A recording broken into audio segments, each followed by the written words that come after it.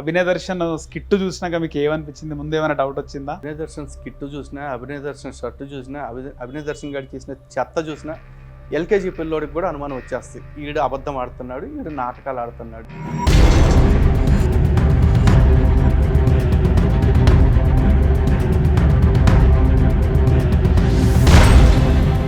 ప్రపంచంలో కుక్కల్ని కొట్టడానికి, కుక్కల్ని పట్టుకోవడానికి కూడా కొన్ని డిపార్ట్మెంట్స్ ఉన్నాయి. కానీ అభినయ్ గారిని కొడటానికి నాకు తెలిసి మనిషి ఉన్నాడు ఎవడో సిద్ధంగా లేడు. మట్టి రోడ్డు లోపలికి వెళ్ళండి, ఈ లోపల మేము వస్తాం, కారు దూరం ఆగిద్ది. అంటే దీనిపైన అజయ్ బాబు కూడా రెస్పాండ్ అయ్యిండు. నాకు అభినయ్ దర్శన్కి మాట లేవు, 1 year నుంచి నేను కూడా డిఫర్ అవుతున్నాను, ఇలా చేయడం తప్పే, కానీ నన్ను తిడుతున్నారు, నన్ను తిట్టడం తప్పు అంటున్నాడు. ఎందుకు డిఫర్ అవుతున్నారు అంటే ఇద్దరికి పంపకాల కాడ తేడా వచ్చింది కాబట్టి డిఫర్ అవుతున్నారు. వీళ్ళ ఉద్దేశం ఏముంటుంది అసలు? ఎందుకు ఈ విధంగా ప్లానింగ్? ఏం లేదు, సింపతి క్రియేట్ చేసుకోవాలి.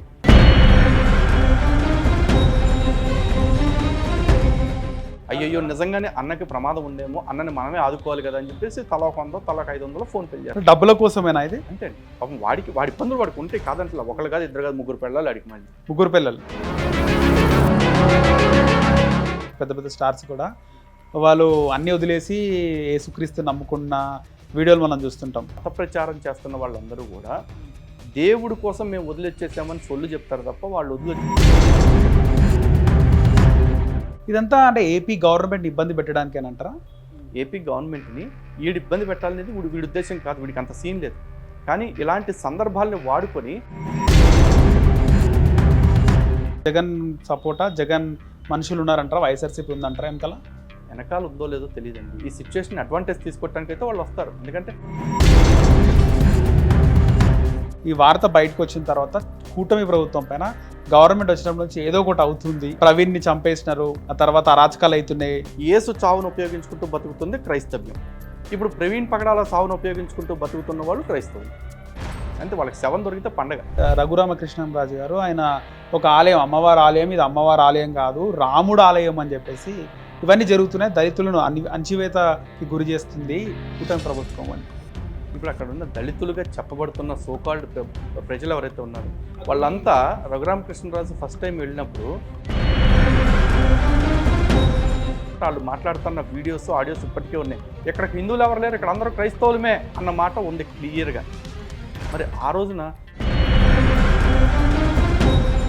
ఈ డ్రామాలతోని కొంత తగ్గే అవకాశం ఉంటుందా ఇలాంటి పనులన్నీ కూడా ఆంధ్రప్రదేశ్లో, ఏపీలో? అయ్యో లేదండి, ఇప్పటికీ చర్చిల్లో పాస్టర్లు చేసిన లైంగిక దాడులు ఒక 100కు పైగా న్యూస్ పేపర్ క్లిప్పింగ్స్ నా దగ్గర ఉన్నాయి. కొత్త జరగటం అయిపోయినాయా అంటారు? ఆగలేదు కదా. ఈ గొర్రెలు ఎదురు పోతే ఇంకో 4 గొర్రెలు వస్తాయి. నమ్మటానికి క్రైస్తవ సమాజం సిద్ధంగా ఉన్నప్పుడు. నమస్తే, వెల్కమ్ టు అవర్ ఛానల్. నేను నరేష్. రీసెంట్గా చూసినాం అభినయ్ దర్శన్ ఆయన నాటకం అంతా చూసినాం.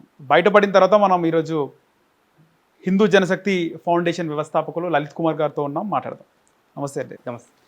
అభినయ దర్శన్ స్కిట్ చూసినాక మీకు ఏమనిపించింది? ముందు ఏమైనా డౌట్ వచ్చిందా, లేకపోతే మీరు కూడా అందరిలాగే తర్వాత అరే అనిపించిందా, ఏమనిపించింది? అభినయ దర్శన్ స్కిట్ చూసినా, అభినయ దర్శన్ షర్ట్ చూసినా, అభినయ దర్శన్ గారికి చేసిన చెత్త చూసినా ఎల్కేజీ పిల్లోడికి కూడా అనుమానం వచ్చేస్తుంది. ఈడు అబద్ధం ఆడుతున్నాడు, ఈడు నాటకాలు ఆడుతున్నాడు. ఓకే. ఫస్ట్ థింగ్ ఏంటంటే నేను చెప్తున్నానండి, ప్రపంచంలో కుక్కల్ని కొట్టడానికి, కుక్కల్ని పట్టుకోవటానికి కూడా కొన్ని డిపార్ట్మెంట్స్ ఉన్నాయి. కానీ అభినయ్ గారిని కొడటానికి నాకు తెలిసి మనిషి ఉన్నాడు ఎవడో సిద్ధంగా లేడు. ఓకే. ఆయన్ని కొడటానికి కుక్కలు కూడా ఇష్టపడుతుంది. వాడిని ఎవడో చంపటం ఏంటండి అసలు?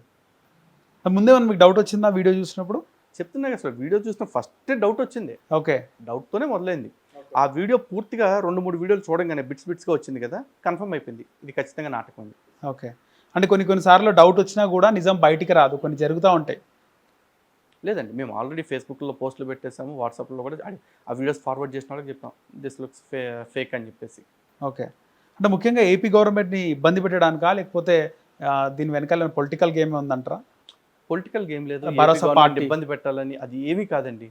ఫస్ట్ వీడు ఒక సింపతి క్రియేట్ చేసుకోవాలి పబ్లిక్లో, తద్వారా ఫండ్ రైజింగ్ చేసుకోవాలి అనుకున్నాడు.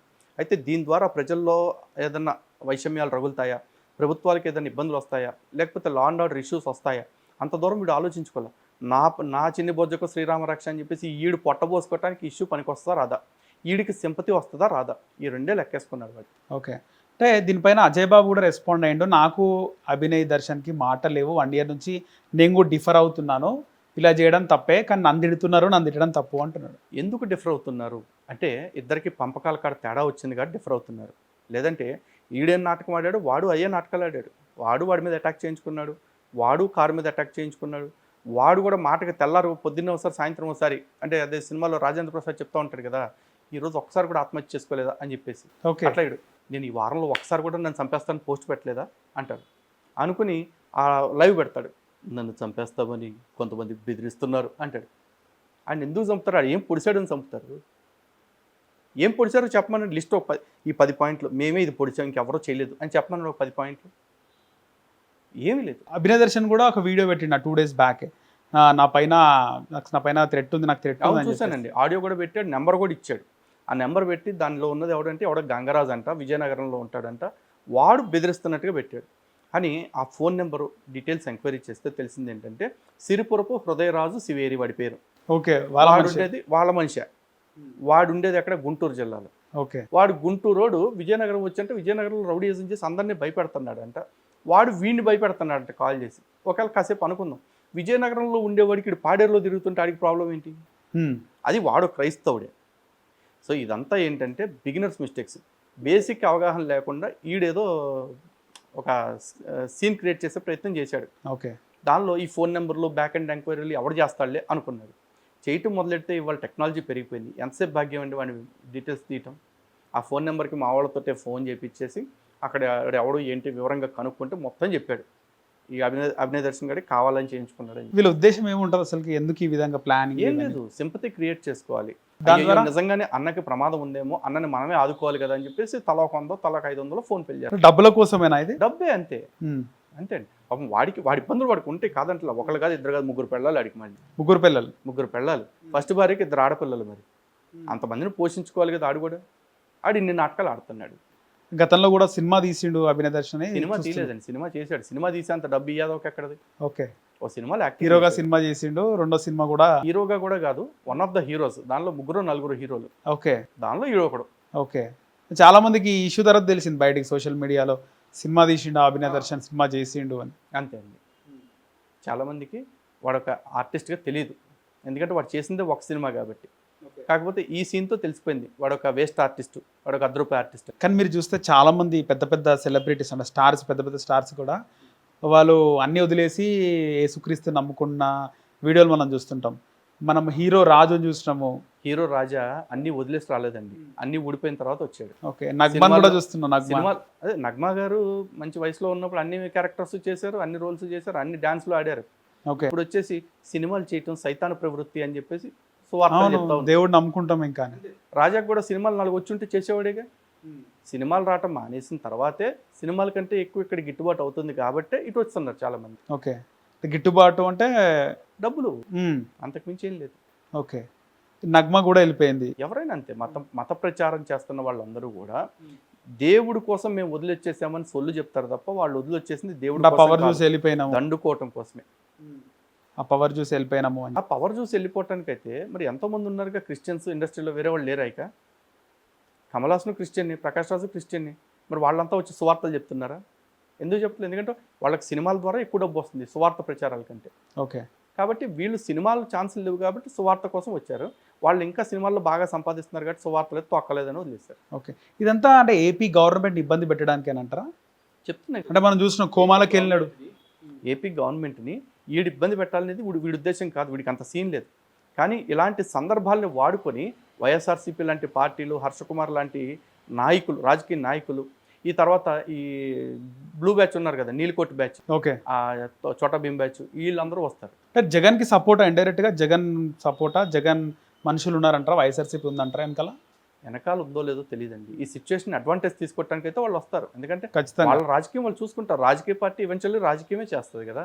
ఈ వార్త బయటకు వచ్చిన తర్వాత కూటమి ప్రభుత్వం పైన గవర్నమెంట్ వచ్చినప్పటి నుంచి ఏదో ఒకటి అవుతుంది, అదే వాగారు అందరూ, అదే ప్రవీణ్ని చంపేసినారు. అవును. ఆ తర్వాత అరాచకాలు అవుతున్నాయి, కూటమి నాయకులు మహిళలతో సంబంధాలు ఇవన్నీ బయటకు వస్తున్నాయి, ఇప్పుడు మళ్ళీ ఇబ్బంది పెడుతున్నారు ఇలాంటి వాళ్ళను అని. అంతే అంటూనే ఉంటారండి, నిందలు వేస్తూనే ఉంటారు. ప్రవీణ్ పగడాల కళ్ళ ముందు ముందు కొనుక్కోవటం, తప్పతాగి చచ్చిపోవటం, రోడ్ యాక్సిడెంట్లు అందరూ చూస్తున్నారు. పోలీసులు ప్రతి ఫుటేజ్ని ఎవిడెన్స్ని రిలీజ్ చేశారు. కానీ ఇంకా కూడా ఇప్పటికీ ప్రవీణ్ పగడాల మర్డర్ని వాడుకోవాలని చూస్తున్నారు. ప్రవీణ్ పగడాల హత్యని మర్డర్ కింద చూపిస్తూ వాడుకోవాలని చూస్తున్నారు. ఎందుకంటే ఒక సందర్భాన్ని చూపించి అట్లా బతికే క్రైస్తవ స్వభావం అంతా. జనరల్గా క్రైస్తవులు ఎప్పుడు ప్రచారం చేసినా దేని గురించి ప్రచారం చేస్తారు? యేసుక్రీస్తు మన పాపాల నిమిత్తం చచ్చిపోయాడు, మళ్ళా 3వ రోజు లేచాడు అని. అంటే యేసు చావును ఉపయోగించుకుంటూ బతుకుతుంది క్రైస్తవ్యం. ఇప్పుడు ప్రవీణ్ పగడాల సావును ఉపయోగించుకుంటూ బతుకుతున్న వాళ్ళు క్రైస్తవులు. అంతే, వాళ్ళకి శవం దొరికితే పండగ. ముఖ్యంగా దేవాలయాల గురించి కూడా వచ్చింది. రఘురామకృష్ణంరాజు గారు ఆయన ఒక ఆలయం, అమ్మవారి ఆలయం, ఇది అమ్మవారి ఆలయం కాదు రాముడు ఆలయం అని చెప్పేసి దళితులతో గొడవ పెట్టుకున్నారు. దళితులంతా ఆయన తిరగబడ్డారు, ఆయన పైన దాడి కూడా జరిగింది. ఇవన్నీ జరుగుతున్నాయి. దళితులను అణచివేతకి గురి చేస్తుంది కూటమి ప్రభుత్వం అని. ఇప్పుడు అక్కడ ఉన్న దళితులుగా చెప్పబడుతున్న సోకాల్డ్ ప్రజలు ఎవరైతే ఉన్నారు, ఆ గుడి వాళ్ళంతా రఘురామకృష్ణరాజు ఫస్ట్ టైం వెళ్ళినప్పుడు ఆయన మీద తిరగబడ్డారు. అవును, తిరగబడ్డ చోట వాళ్ళు మాట్లాడుతున్న వీడియోస్, ఆడియోస్ ఇప్పటికే ఉన్నాయి. ఇక్కడ హిందువులు ఎవరు లేరు, ఇక్కడ అందరూ క్రైస్తవులమే ఓకే అన్న మాట ఉంది క్లియర్గా. మరి ఆ రోజున ఇది గొంతెమ్మ తల్లి గుడి, ఇది రామాలయం కాదు అని ఎవడం అనలా. ఇక్కడ మాకు గుడే వద్దు అన్నారు. ఎప్పుడైతే సుప్రీంకోర్టు తీర్పు వచ్చిందో, ఎప్పుడైతే రఘురామకృష్ణరాజు గారు ఇక్కడ గుడి కట్టాలని సంకల్పం చేసుకున్నారో, అప్పుడు సడన్గా గొంతెనమ్మ మీద ప్రేమ గొంతుల్లాగా వచ్చేసినాయి వాళ్ళకి. ఎందుకంటే తేడాగా వచ్చి మాకు ఇక్కడ గుడొద్దు అంటే కనుక వాళ్ళ రిజర్వేషన్సే పోయే అవకాశం వచ్చేస్తుంది. ఓకే, గుడొద్దు అంటే సుప్రీంకోర్టు తీర్పు ప్రకారం ఎవరైతే క్రైస్తవులు ఉంటారో వాళ్ళకి చచ్చినట్టు బీసీసీ తీసుకోవాలి. ఓకే, రిజర్వేషన్స్ పోతున్నాయి.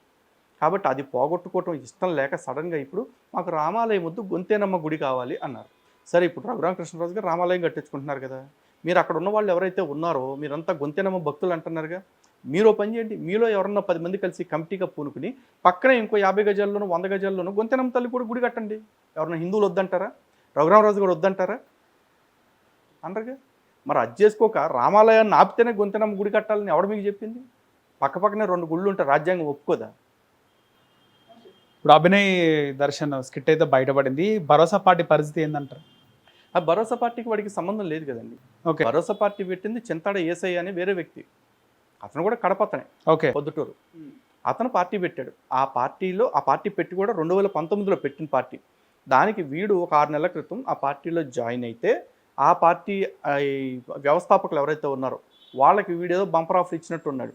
నాకు సోషల్ మీడియాలో ఎంత ఫాలోయింగ్ ఉంది, అంత ఫాలోయింగ్ ఉంది, నేను పోస్ట్ పెడితే ఇన్ని డబ్బులు వస్తాయి, ఆ వచ్చిన డబ్బుల్లో 20% 30% మీకు కూడా ఇస్తాను అని చెప్పినట్టు ఉన్నాడు. ఓకే, అందుకని చెప్పేసి వాళ్ళు వీడిని అచ్చోసిన అంబోతులా వదిలేశారు. ఒకవేళ వాళ్ళల్లో కనుక నిజాయితీ ఉంటే, వాళ్ళు వీడి డబ్బులకి ఆశ పడని వాళ్ళైతే ఈ పార్టీకే వాడి మీద ఒక బర్తరఫ్ ఉత్తర్వు ఇచ్చేసి ఉండేవాళ్ళు, వీడిని పార్టీ నుంచి తప్పించేసాం, వీడికి మా పార్టీకి సంబంధం లేదు అని. అలా చేయలేదు అంటే ఆటోమేటిక్గా అనుమానాలు వాళ్ళ వైపు తిరుగుతాయి. ఫైనల్గా ఒక వీడియో మాత్రం బాగా సర్క్యులేట్ అవుతుంది. అంటే ఈ అజయ్ బాబు అభినయ్ ఇద్దరికి అంటే వాళ్ళు పరస్పరం మాట్లాడుతూ, నువ్వు లోకేష్ పైన పోటీ చేయి, నేను కావాలంటే పవన్ కళ్యాణ్ పైన పోటీ చేద్దాము, పోటీ చేస్తే సింహాల పైన పోటీ చేద్దాం, పందికొక్కల మీద పందుల మీద వద్దు అని. ఏమోనండి, ఇప్పుడు వాళ్ళ మాటలు కొన్ని బయటపడకుండా ఎన్ని మాట్లాడుకున్నారు. ఇప్పుడు మాత్రం నాకు సంబంధం లేదు అంటున్నాడు. వాళ్ళిద్దరూ కూర్చుని అభినయ్ దర్శన్ గారు ఏమో అజయ్ బాబుకి ఆఫర్ ఇచ్చి ఉంటాడు, నువ్వు అమెరికాకి ముఖ్యమంత్రి అయిపో అని చెప్పేసి, ఈడేమో రష్యాకి ప్రధానమంత్రి అయిపో అని చెప్పేసి ఉంటాడు. ఓకే, అనుకోవటానికి ఏం పోయా, ఊడేదేం లేదు. ఈ డ్రామాలతోని కొంత తగ్గే అవకాశం ఉంటుందా ఇలాంటి పనులన్నీ కూడా ఆంధ్రప్రదేశ్లో, ఏపీలో? అయ్యో లేదండి, ఇప్పటికీ చర్చిల్లో పాస్టర్లు చేసిన లైంగిక దాడులు ఒక 100కు పైగా న్యూస్ పేపర్ క్లిప్పింగ్స్ నా దగ్గర ఉన్నాయి. కొత్తవి జరగటం అయిపోయినాయా అంటారు? ఆగలేదు కదా. ఈ గొర్రెలు ఎదురుపోతే ఇంకో 4 గొర్రెలు వస్తాయి. నమ్మటానికి క్రైస్తవ సమాజం సిద్ధంగా ఉన్నప్పుడు నమ్మించడానికి ఇట్లాంటి వాళ్ళు 100 మంది ఉన్నారు. రైట్ అండి, ధన్యవాదాలు.